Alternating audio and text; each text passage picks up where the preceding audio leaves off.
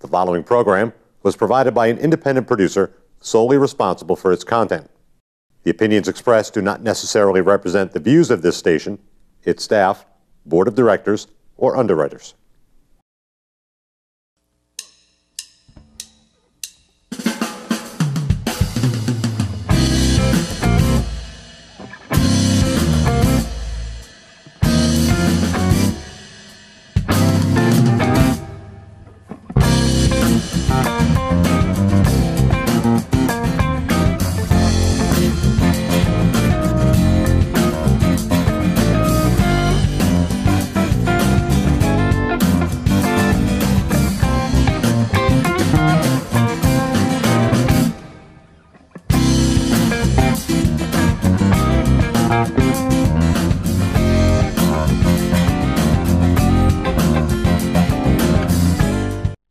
Welcome to Gate City Chronicles. I'm Kevin Avard, your host. Today we invited a guest who's been on a couple of times now, and we invited Tom Mandra back to come and talk about a topic that we didn't have time to talk about last time, and that had to do with your tour, your bike tour in Philadelphia.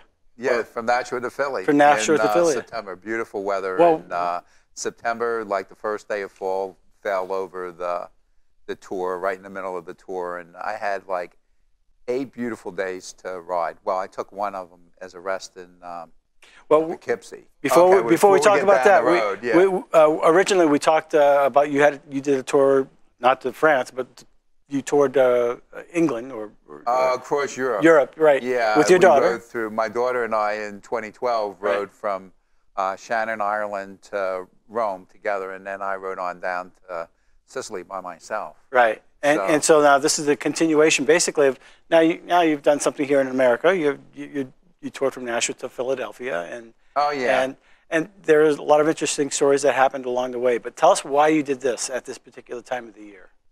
Oh, I just liked the tour, and it was just a short jaunt that I could take, and I just I was on the road for 2.5 months in Europe, going about 2,000 miles, but. It's kind of like taking any kind of trip. You can go for a long time or you can go for a short time. And so this was a short time thing and not nearly as long a distance as I did in Europe. Was there a different spirit about riding in America versus in Europe? Was there a totally different atmosphere about it? Yeah, I think so. I think the area I rode through was quite beautiful, though. Mm-hmm. I mean, it was very impressive, the part of Europe I went through, because I went through the Swiss Alps and through Ireland and through the Apennine Mountains in Italy. And but the tour I took last September from Nashua to Philly, the one we're talking about, was quite beautiful, too. Mm-hmm. I had ridden bike a couple of different times down more directly from Nashua down to New York. I did the AIDS ride, a fundraiser, probably like maybe 15 years ago or so.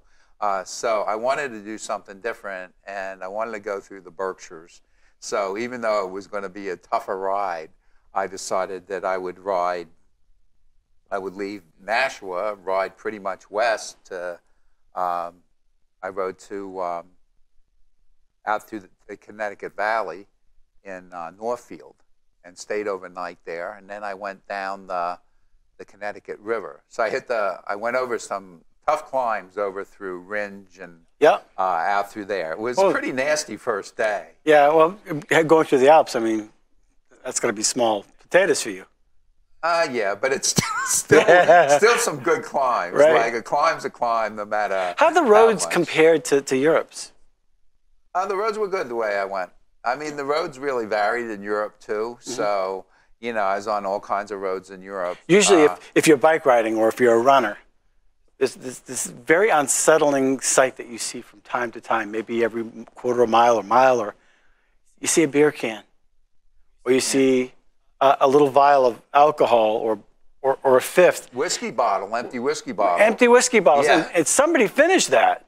And so you're driving, when I used to bike ride on the side, I'd say, somebody's driving. I don't know when that bottle was tossed out, but people are driving, and there's like sometimes just a little narrow path for you to drive on. Oh, yeah, yeah. There were hairy times Yeah. on this. Most of the time, I've managed to find like county roads and over in New York and stuff. So Yeah. I didn't ride on major roads very much, which I had to do in parts of Europe just to get across different distances.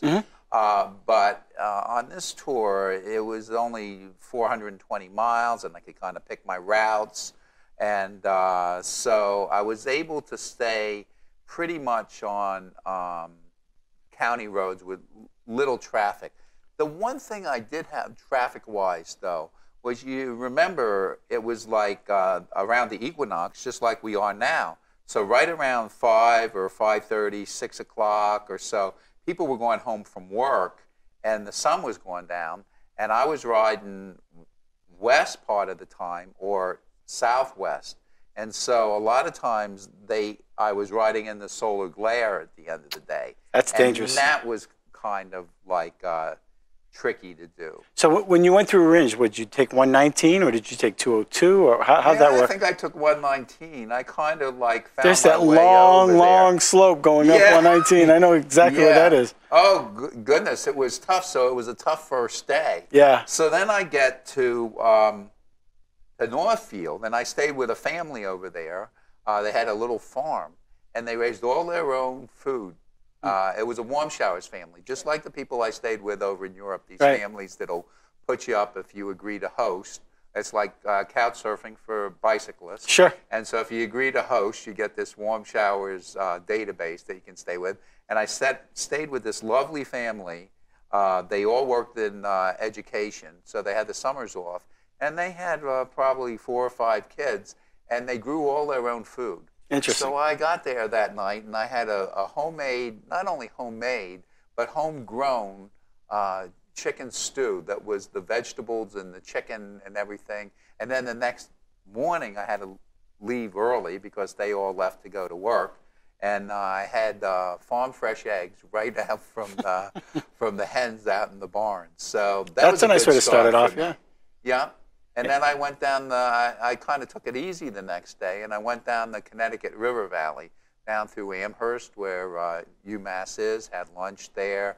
Then I hit the... That was in your second day, you were already there, huh? Yeah. 2 days I was... That's a 2-hour drive. I was down in Northampton. That's a 2-hour drive, Northampton. Right? Yeah. If you're going 65, 75. I had a big first day. Yeah. My first day was, I think I did like 70, 72 miles.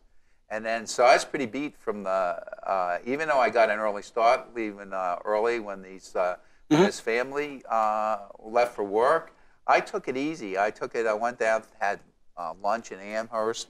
I took this Northampton rail trail that goes down along the Connecticut, which was a lovely place to ride, and I actually crossed the Connecticut River on a non-motorized bridge that was on the rail trail. In fact, I crossed the Connecticut, the Hudson, and the Delaware, all on non-motorized bridges. Are you meeting people along the way riding their bikes as well with you? Do you have any conversations as you go?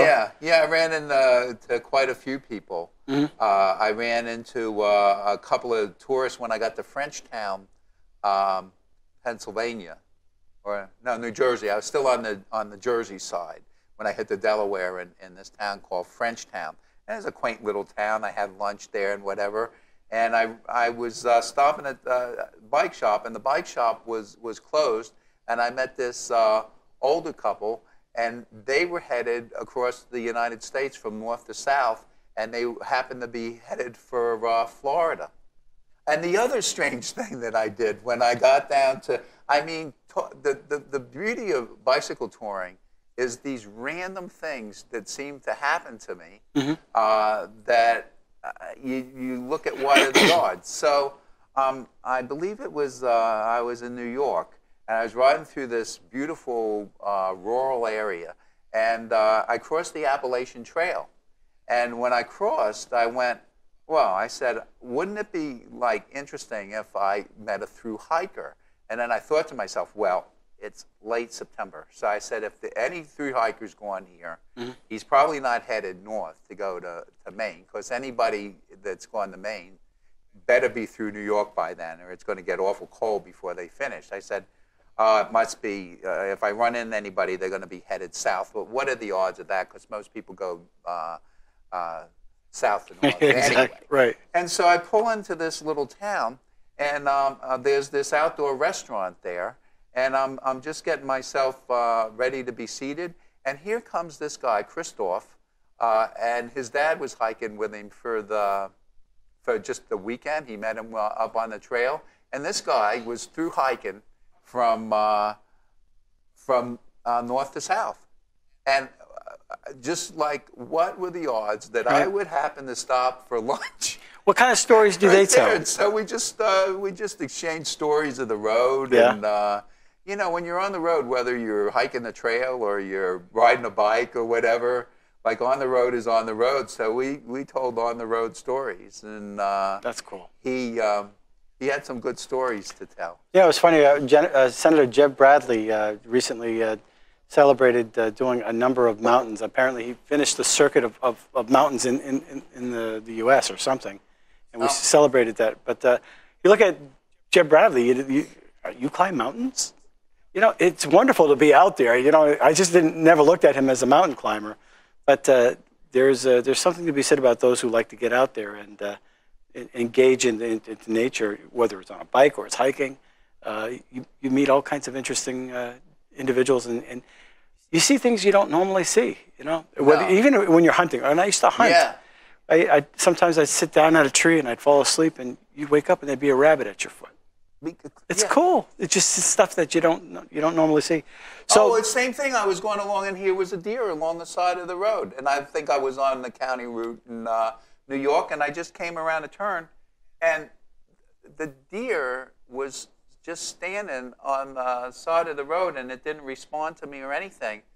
And I stopped and I looked at it, and I went, that's got to be one of those statues. That's got to be one of those lawn ornaments.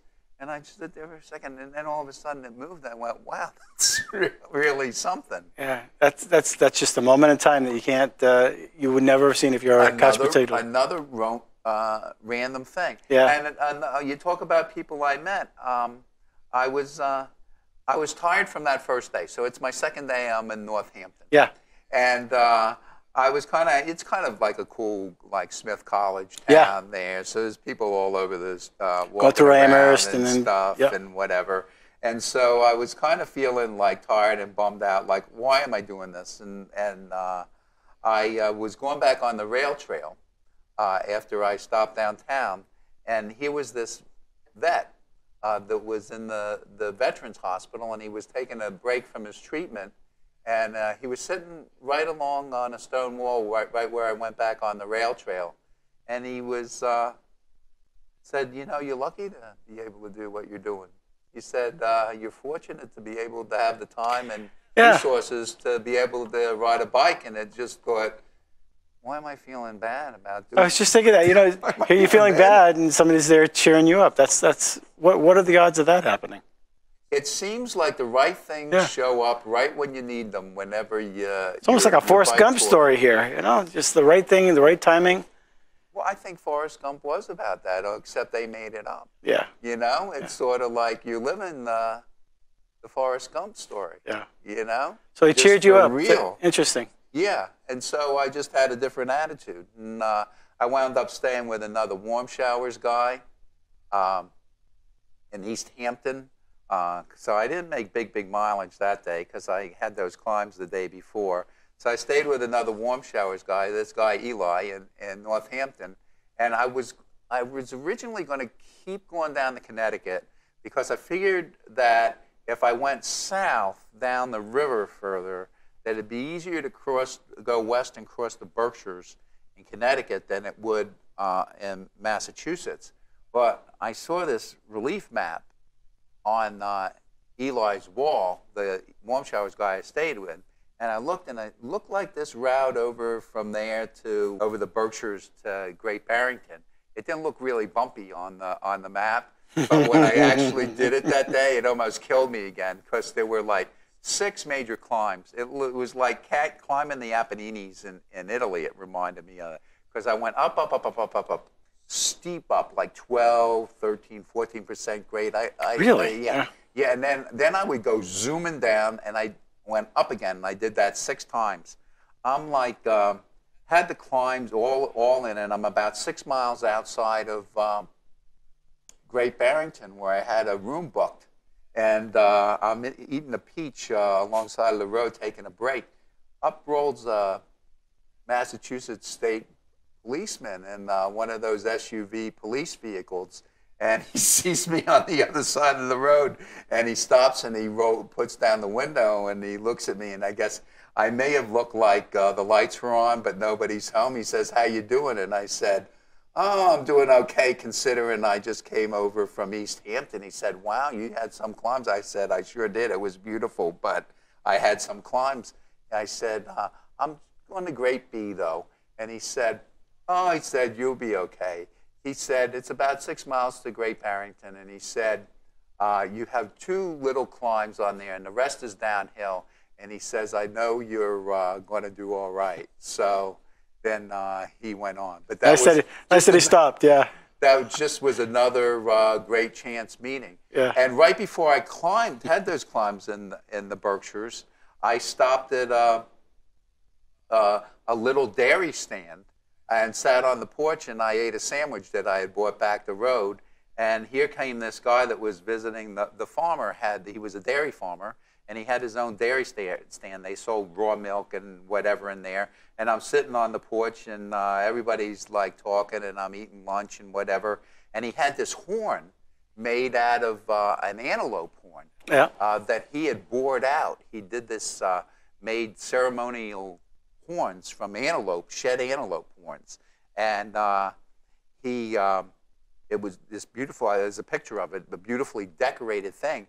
And so he blows it, and it echoes through the mountains, and it was sort of like it was calling me to the Berkshires. Ricola! No, almost like that different horn, but the same type of thing of them blowing it in the mountains. The Alps, yeah. And I'm sitting there, and then this girl, she must have been 4 or 5, and they're dressed in more of like the fundamental dress that people wear, and they dress their kids in. They weren't quite Amish or Mennonite, but some sect like that. Sure. And she and her little brother, who must have been like probably 3 or 4, when I'm eating lunch, they are riding like loops around the porch, and they looked up at me, and I didn't realize, but they were showing off that here's this bicycle tourist that rides into town, so to say, and stops or whatever. And when I rode off to do those climbs,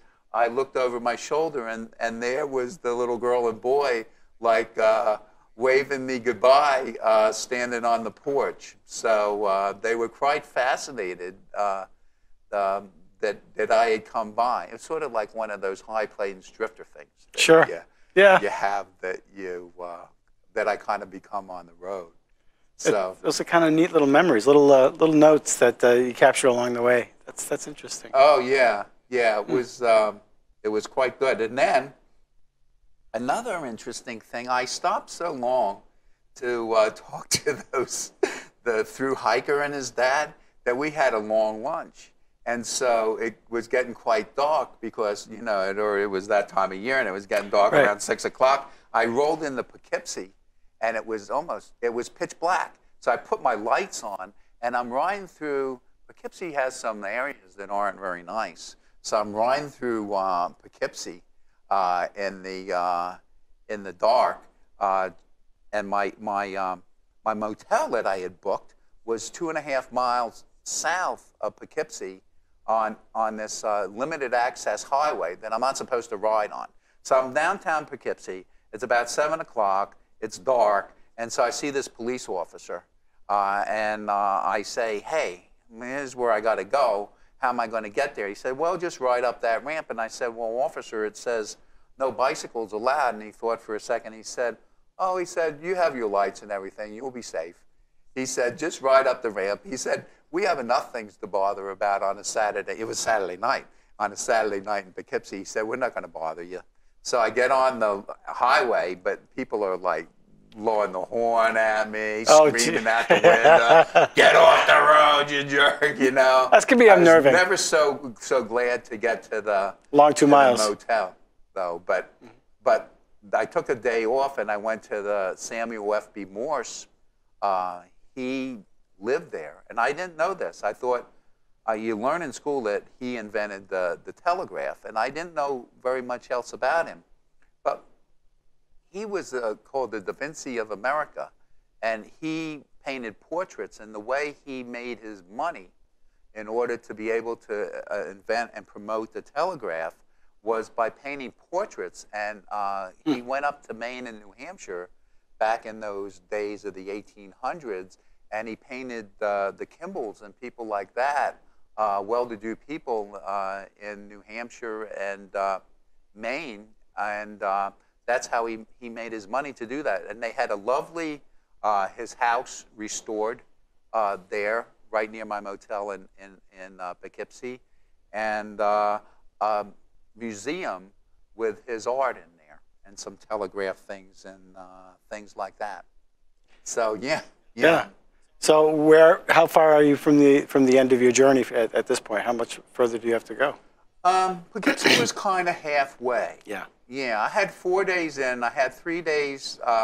See, I didn't really make it to Philly. I made it to Yardley. See, what happened was I left a day late because I had these 8 beautiful days. But the day that I was going to leave, poured rain. It was one of those deluge days where it just rained all day. So I wasn't going to leave in that. So I went for 8 days, and I had the last night I stayed in Hackettstown, New Jersey, near Route 80 at a Comfort Inn. And I had 90-some miles to go to Philly. So I would have had to put in a heck of a day, and there was a climb right in the middle of it. So, and the weather forecast was that the next day would be another deluge day. So it was 8 beautiful days, sandwiched between 2 deluge days. So I called my brother-in-law, who lives on the Jersey side of the Delaware, down across from Philly, near Cherry Hill, in that area. And he said, if you don't quite make it that last day, he said, I'll come pick you up.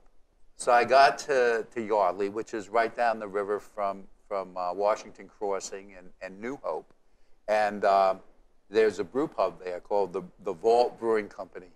And I said, well, this would be a great place to wait for my brother-in-law. So they had sure enough. They had microbrew there that they brewed right there, and I had dinner there, and my brother-in-law showed up, and about an hour or so later, and I bought him a beer, and we headed down to his place. And how'd you come back home? Did you just take the bus or a train? I took the train. Yeah. It was nice taking the Amtrak back because I love to ride the train anyway. You get to see the country again all over, so that's really cool. Yeah. So what's the next trip that you have in mind? Are you planning on doing another trip, or? I'd love to do.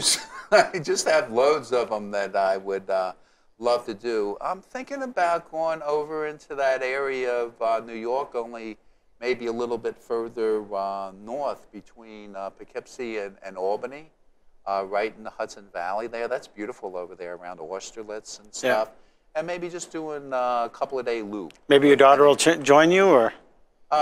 She's down in Philly. So she probably won't have time. She's working with AmeriCorps for Habitat for Humanity. Oh, very good. So, so she probably won't be able to. Although she's doing a tour with her boyfriend down in Virginia and Maryland. I think like the week after next. See what you started. She loves to ride. You know? Good. So, any closing remarks before we end the show? I mean, we're almost done. Yeah, this is a fascinating. I can envision what you're going through. It's just looking at your notes, though. We've already practically gone through the whole show. So. Oh, okay. Yeah. No, I finally went over to Philly. I rode my bike back over there, and I was hankering for a Philly hot dog the whole day. So I got myself a hot dog, and I have a picture I posed under the Rocky statue. Yeah. You know, he's there sure. with his arms up like that. So I laid down like he knocked me out. No, I had some fun over there. So. And now, you know, we did have you on another show where we talked about you have a fitness program that you're a personal trainer to some degree, and if you can help people if they want to get into biking or just get into shape, they can contact you. Right On Fitness is, so I'm rightonfitness.com, real easy. Right. And you're never too old. No, I'm pushing 67. Wow. So, you know, if I can do... That's old. If I can do what I can do, then they can do it too. Right. You know? Just get in shape and go. Get active and see the world. My fitness business is about reversing the aging process. Right. So it's never too late. Great. Well, thanks for coming on the show. How can people get in touch with you? You can look up rightonfitness.com or send me an email at rightonfitness@gmail.com. Great. Yeah. Well, Tom, thanks for coming back on the show. Thank we you, appreciate Kevin. you telling your stories. It's a pleasure. We hope you do some more tours and come back on. I'll come back on. Yeah. Sounds good.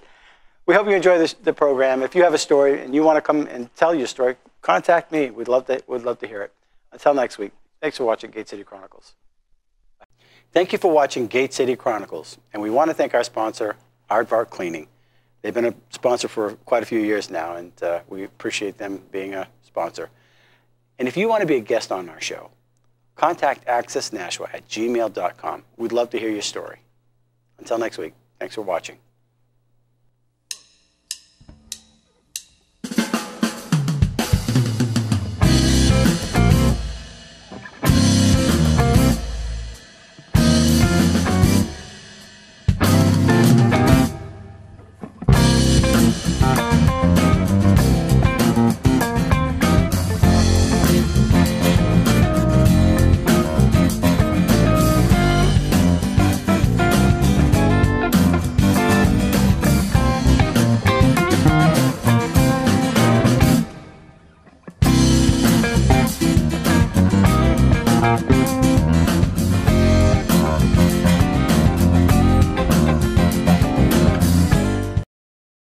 The preceding program was provided by an independent producer solely responsible for its content.